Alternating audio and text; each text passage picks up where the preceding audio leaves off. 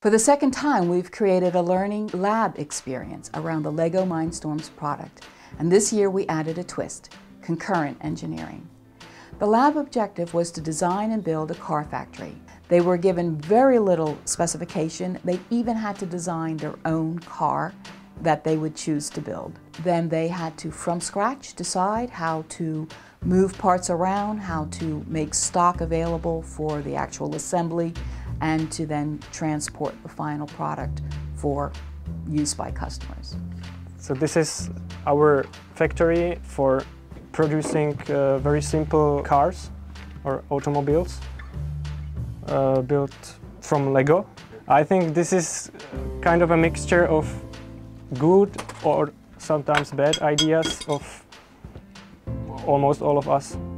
I think everyone has done at least really small piece of the factory. Other courses and other just talents that they have, plus the systems engineering, to coordinate it so that it all came together, because there's 25 students working. Okay.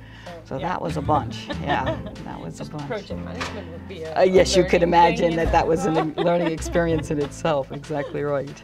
Oh, you're just in time for a systems test. Ooh. So the whole process starts with pushing this button,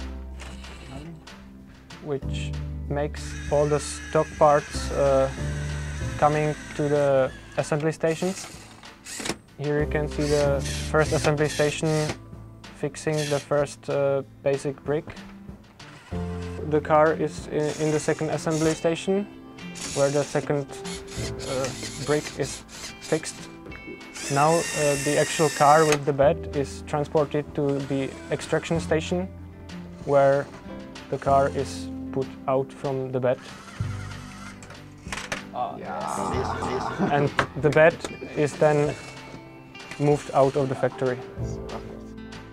Students are at first very much confused by systems engineering because it's a very broad concept, and they start out by not being completely sure what they're learning at all. And eventually they begin to realize that systems engineering really helps them to think through coordination and the need and the importance of looking ahead in design such that they avoid last-minute surprises. I personally learned that it is really important to think about the building and think about the constructions at the very early stage, because I think if you really think about it and ask if it really can work, it will save you a lot of time and a lot of effort.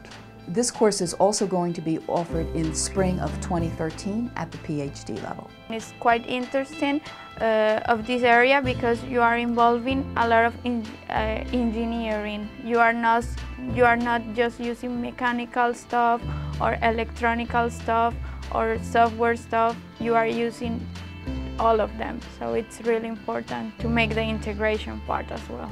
In a factory, you can propose what to use, but you are not the one that says, okay, let's just use this, which is what we did here.